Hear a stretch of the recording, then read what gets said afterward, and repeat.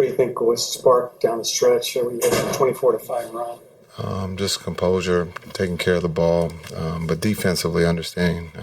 Steph can get going, and he got going up, but I thought the group kept his composure when he went on a little mini run there on the defensive end. And then on the offensive end, I thought we did a good job of executing and sharing the ball. Christie was great again tonight. Najee was really, really good tonight too. So those two kept us together down the stretch, but it's a great team win against a very good team. Talk about Najee. What do you think allows him to get that shot off there in the middle of the paint, especially with his floater? He practices it. When you look at those shots, he works on those every day. So, understanding being boring or simple can take you a long ways in life, and that's what he's doing right now. What do you think about Cooper Flagg to come out after injury and just not be timid and keep up the physicality of tonight's game? Yeah, I thought he was good in New York, and he was good here again on a minute restriction. He was trying to get his rhythm back, but I thought he was good. We were teasing him about his free throws. But again, he started off rebounding the ball for us, so when he does that, it starts our break, and we can get out and run. He had 13 points before that fourth quarter, obviously. I didn't hear the first part.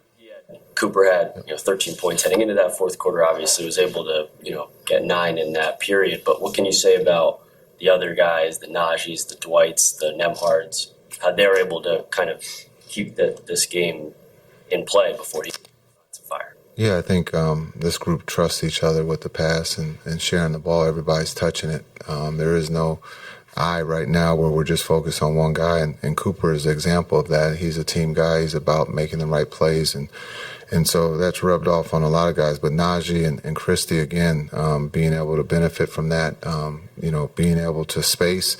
But the pace that we're playing with, is creating a lot of, paint touches, and then also for us getting to the free throw line and then knocking down open threes. All those clutch games back earlier in the season now, you feel like they're starting to pay off in terms of you guys knowing how to win in the fourth quarter? We're still learning, but yeah, I think on this journey, guys are starting to grow up a little bit in the sense of understand what guys are going to do. We've had a lot of injuries, a lot of in and out. We're working PJ back into the fold, so hopefully we can be a little bit consistent with our health, and then understanding, knowing each other down the stretch, understanding Coop is going to have the ball and can he make the right play, but it always comes down getting a stop at the right time and then being able to make a big shot. What you like seeing Max just get up 10-plus threes, again tonight? Back to back. Looks good. Looks really good. When you look at the way he shoots it and then his ability to drive it, he's playing at a high level. I think when you talk about confidence, but we've asked him to do this, and he's responded by doing it at a high level. I think he enjoys this challenge. With Brandon, we did kind of talk a few weeks back about him not always having to be in that fifth gear to score. Do you think that he's kind of adjusting his speed and learning how to kind of maybe pace himself a bit? I don't know if he's doing the speed part. I think he's running out of his shoes. But you look at his ability to control late game, knowing who's guarding him and his ability to get downhill and then also make plays for his teammates. So I think he does understand what fourth gear looks like, but I think we all like when he is in fifth because his ability to get downhill. How big has Dwight been during this stretch, and does he still have all his body parts intact? Yeah, well when you look at a double-double, last time he had that was the year 2023.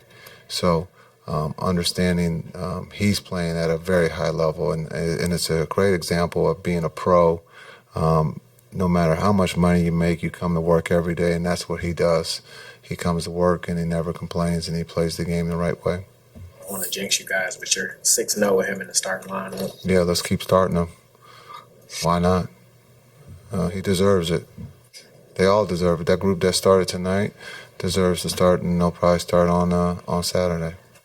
Also with Max Christie, I know that he takes pride in scoring in all three phases, but his defense tonight against Steph, too. What did you think of his? He did everything possible. There was one time Steph made a tough one, and he was like, and I said, that's what he does.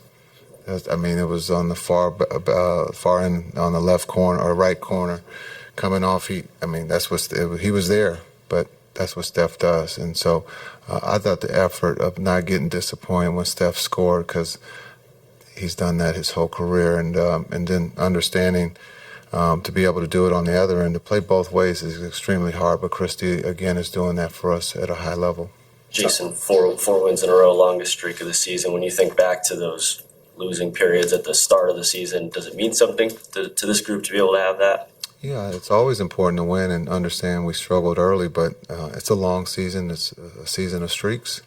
And right now we're on the other side of that with the wins. And so understanding, we got a very talented team coming in Saturday, so we got to be prepared. Talked about that starting lineup. What was the conversation like with PJ? Just telling him you wanted him to come off the bench, and how'd you see him respond in his minutes? There's a short conversation. The group is starting. That's the starters and the walkthrough. He was in the second unit. It's real simple. Not a long conversation.